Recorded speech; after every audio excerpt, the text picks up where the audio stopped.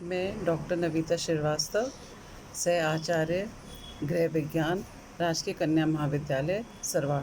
बच्चों, आज मैं आपको बताऊंगी भाषा किसे कहते हैं और भाषा का क्या महत्व है।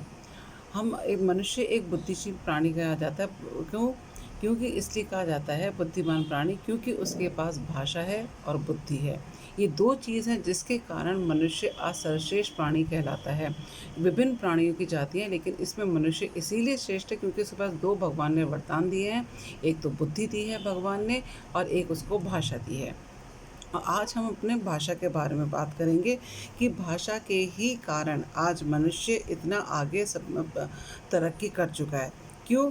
क्योंकि वह अपनी भाषा के कारण ही आज संस्कृति और सभ्यता को विकसित की है, और वह बहुत कुछ भाषा की सुदृढ़ भित्ति पर आधारित है। हमारी संस्कृति और सभ्यता, व्यक्ति एक दूसरे से संपर्क स्थापित कर लेता है। क्यों? क्योंकि आज उसके पास वरदान के रूप में भाषा मिली हुई है। स्वीट ने कहा है कि भाषा ध्वनियों द्वारा मानव के भावों की अभिव्यक्ति है, कि जो भी हमारी ध्वनियाँ हैं वो हमारे भावों की अभिव्यक्ति होती है, जो कि एक भाषा का रूप लेती है। भाषा संप्रेषण का एक बहुत ही लोकप्रिय माध्यम है। भाषा संप्रेषण का मतलब हम एक दूसरे से अपने भाव, अपने विचार, अपने कल्पना, अपनी जो भी चीज़ तर्क होते हैं वो हम अपनी भाषा के कारण हम दूसरे को एक जने से दूसरे जने को पहुंचा सकते हैं। भाषा के माध्यम से ही बालक अपने विचारों, इच्छाओं को और जिसे हम कहते हैं भावनाओं को एक दूसरे से व्यक्त कर सकता है, तथा साथ ही साथ वह दूसरे व्यक्तियों के विचारों को भी समझ सकता है। बालकों को यदि भाषा का विकास नहीं होता, अगर याद आज हमारे पास भाषा नहीं होती तो निश्चय ही उसकी मानसिक योग्यताओं का भी विकास नहीं होता, क्योंकि जिस सामान्य ढंग से होता है मानसिक विकास, उस ढंग से वह नहीं हो पाता। संकेत व्यवस्था भी भाषा के माध्यम में आती है। संकेत व्यवस्था किसे कहते हैं? जैसे हम कहते हैं इधर आओ, जाओ, जबकि हम शब्द का प्रयोग नहीं करते, लेकिन हमारे हाथ के इशारे और हमारे चिन्ह बता देते हैं कि हम क्या करना। जैसे क्या हुआ, हम बोल नहीं रहे हैं, लेकिन हमारा हाथ का इशारा ही बता देता है कि हम क्या पूछना चाहते हैं। तो इसे हम कहते हैं संकेत व्यवस्था। तो संकेत व्यवस्था भी भाषा के क्षेत्र में आती है, और ये विचार विनिमय का भी एक साधन है। और यद्यपि मानव अपनी अभिव्यक्ति अनेक साधनों के द्वारा कर सकता है, जैसे बोलकर, लिखकर या चिन्हों के द्वारा, जन्म से लेकर मृत्यु पूर्व तक मानव भाषा का प्रयोग करता रहता है। स्वतंत्रता में एक ये प्रमुख बात कही गई थी कि उसके विचारों की अभिव्यक्ति की स्वतंत्रता रहती है। स्वतंत्रता में बात, स्वतंत्रता के पश्चात, जबकि जब हमारा देश गुलाम था तो हमें स्वतंत्रता का कोई भी अधिकार प्राप्त नहीं था। ब्राउनफील्ड के अनुसार अन्य लोगों के साथ संपर्क स्थापित करने की शक्ति का नाम ही भाषा कहलाता है।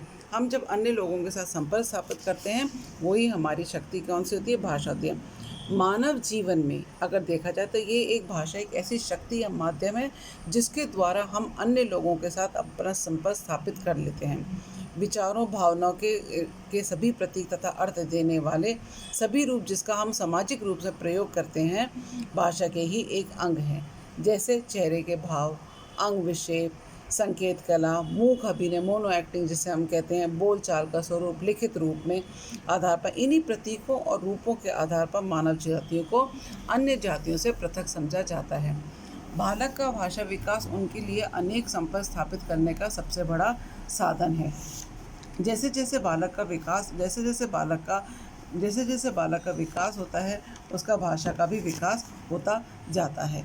वैसे वैसे वह दूसरे लोगों से संपर्क स्थापित करने लगता है।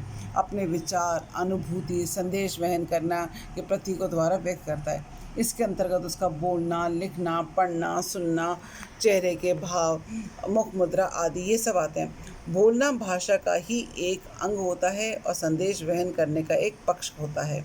भाषा की कहानी को मानव जाति का इतिहास कहा गया है। इसी प्रकार काव्यदर्श में कहा गया, यदि भाषा का प्रकाश आज न होता तो हर तरफ अविद्या और अंधकार और अज्ञान का अंधकार ही अंधकार होता। आज भाषा है तो आज हमारी उन्नति हो रही है।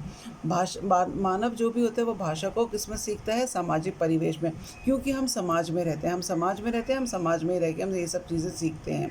विकास के क्रम में भाषा का बहुत ही महत्वपूर्ण स्थान होता है। भाषा बुद्धि के प्रयोग का एक बहुत ही बड़ा साधन है। भाषा भाषा के द्वारा हम अपना तर्क कर सकते हैं।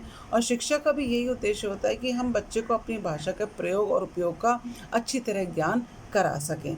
किसी भी देश की संस्कृति को समझने के लिए उसकी भाषा को जानना बहुत ही आवश्यक होता है, क्योंकि अगर हमें भाषा नहीं आएगी तो हमें उस देश की संस्कृति के बारे में भी पता नहीं चल पाएगा, और भाषा से ही हमें सारी बातें पता लग जाती हैं। बालक के व्यक्तित्व तथा सामाजिक विकास में भी भाषा का बहुत बड़ा महत्वपूर्ण हाथ है। भाषा का विकास व्यक्ति के शारीरिक और मानसिक विकास से संबंधित होता है। अगर हम जब निश्चित अवस्था में हम एक शारीरिक और मानसिक प्रौढ़ता प्राप्त कर लेते हैं, तभी हम भाषा का प्रारंभ कर लेते हैं। कंठ के अवयव अगर हमारे अच्छी तरह विकसित नहीं होंगे, हमारे अगर कंठ के अवयव अच्छी तरह विकसित नहीं होंगे, तो हम शब्दों के उच्चारण नहीं कर पाते हैं। मनुष्य को बोलने वाला प्राणी कहा गया है, चाहे बाल्यावस्था हो, युवावस्था हो, वृद्धावस्था हो। मनुष्य के भिन्न भिन्न उपकरणों में भाषा का महत्व सबसे अधिक पाया जाता है। अभूतपूर्व बात यह है कि मनुष्य जीवन का बहुत बड़ा भाग बोलने, सुनने में, पढ़ने में तथा लिखने में व्यतीत हो जाता है। मनुष्य कितनी भी संपन्न अवस्था में क्यों ना हो, और यदि उसके पढ़ने, लिखने, बोलने में प्रतिबंध लगा दिया जाए, तो उसका जीवन बहुत ही नरकीय हो जाएगा। क्योंकि और बालक भाषा का प्रथम पाठ किससे सीखता है? अपनी माता से सीखता है। क्यों और परिवार के सदस्यों से बाद में सीखता है। क्योंकि हमेशा वो जब प्रारंभ में हमेशा अपनी माता के संपर्क में ज़्यादा रहता है, और माता ही उसकी आवश्यकताओं की पूर्ति ज़्यादा करती है। अगर हम उस स्थिति की कल्पना करें, अगर भाषा नहीं होती, हम अपनी अपनी आवश्यकता तथा भावना को कैसे अभिव्यक्त करते? ये स्थिति कितनी ही भयानक होती। ना तो कोई किसी की बात को समझता और ना कोई किसी की बात को बता पाता। प्रकृति ने मनुष्य को वाणी और बुद्धि, दो ऐसे वरदान दिए हैं कि उनके माध्यम से वह अपनी बात को दूसरों को सरलतापूर्वक बता सकता है। वाणी के साथ साथ वो अंग संचालन, मुख मुद्रा आदि के द्वारा भी वह अपनी भाषा को सरलतापूर्वक कह सकता है। इसलिए हम कह सकते हैं कि प्रारंभ में बच्चों में शब्दोच्चारण की क्षमता नहीं रहती है। धीरे धीरे उसमें भाषा का पूर्ण रूप से विकास हो जाता है। बालक के मुख से निकलने वाली सभी ध्वनियाँ भाषा नहीं होती हैं। ये बहुत इंपॉर्टेंट पॉइंट है कि बच्चे के मुख से निकलने वाली सभी ध्वनियाँ भाषा नहीं होती हैं। अगर उस ध्वनि का अर्थ होता है, तभी वह भाषा कहलाती है। हाँ, क्योंकि ध्वनियाँ निरर्थक भी होती हैं जिसका कि कोई अर्थ नहीं होता है। जिस ध्वनि का अर्थ होता है वही भाषा कहलाती है। भाषा के शब्द प्रतीक होते हैं। ये शब्द बालक या मानव के द्वारा किसी वस्तु विशेष के लिए कहे जाते हैं। कभी कभी कोई शब्द चिन्ह भी होता है। जैसे हम सुख दुख के बारे में बोलते हैं, इधर आओ, जैसे मैंने पहले बताया था, इधर आओ, वहाँ बैठो, ये करो, वहाँ मत जाओ। ये सब चीज़ें होते हैं, चिन्ह होते हैं, जो कि भाषा भी नहीं बोलते हैं, लेकिन ये हमें समझा देते हैं। तो ये एक प्रकार से प्राकृतिक संकेतों को भी हम चिन्ह कहते हैं। अब भाषा की कुछ विशेषताएं इस प्रकार हैं। प्रत्येक प्राणी की अपनी भाषा होती है। भाषा किसी की पैतृक संपत्ति नहीं है, ना किसी वर्ग, जाति, समुदाय का कोई एकाधिकार होता है। भाषा अर्जित है, ये परिवर्तनशील होती है। देश, काल तथा परिस्थितियों के कारण इसमें परिवर्तन होता रहता है, और मनुष्य का भाषा का संबंध परंपराओं से रहता है। भाषा सामाजिक संपर्क का सबसे बड़ा साधन है। मानव विज्ञानियों ने कहा है कि भाषा का मानव जीवन में प्राथमिक स्थान दिया गया है। गूंगे बहरे लोग ना तो बड़े बड़े साम्राज्य स्थापित कर पाते और ना ही कोई संप्रदाय या संस्कृति का निर्माण कर पाते। भाषा के द्वारा ही सभी प्रकार की सांस्कृतिक उपलब्धियां संभव हो पाई हैं।